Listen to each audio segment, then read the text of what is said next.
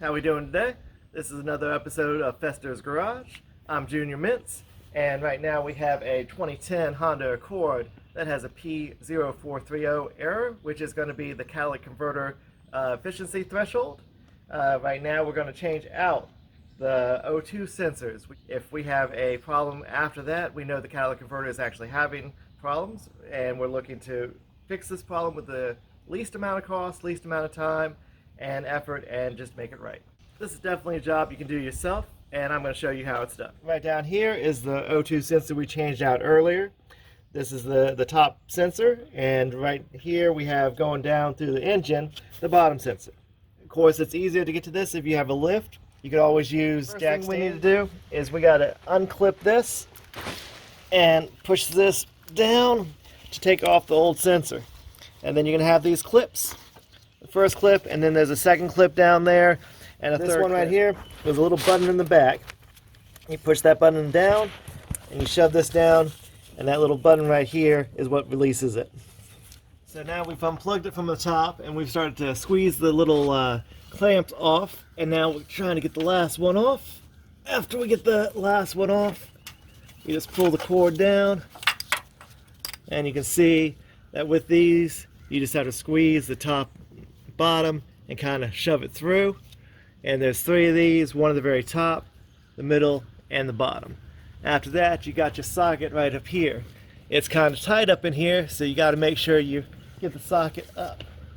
You're going to want one of these split sockets. You can buy at any auto parts store, or a lot of the auto parts stores will let you just borrow a tool, just pay a deposit fee, and that way you don't have to worry about having to buy it if you don't have one already on hand. And you got to get up at an angle, get in there, get the socket so the cord goes through. Yeah, it's nice and tight up in there. You get it on.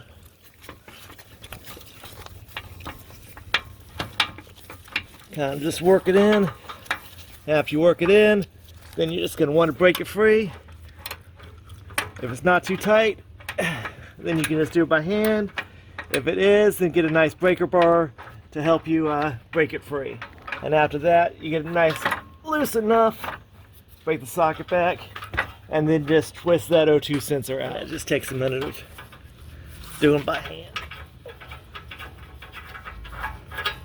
And then they've got the old O2 sensor. Doesn't look too bad, but we have a problem on the top one. You replace them in pairs. You always want to change the bottom when you replace the top. We got an old sensor, a new sensor. Just kind of make sure all the pieces are in the same place, so you're not going to have any problems. Double check your length, double check your parts, just to make sure you're good. Then we got the little cap. This is going to have your anti-seize on it to make sure it's easier to take off the next time. So we're just going to take that off and move back underneath the car. Slide it in, make sure you don't cross thread. And just kind of nice and gentle, nice and easy.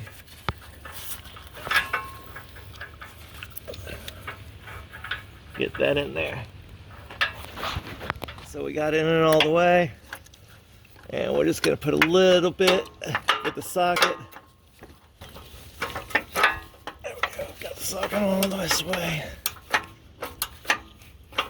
So you want to keep on tightening until you feel that washer crush. After you feel that washer crush, then you can take your socket off, and then we can hook the wires back in.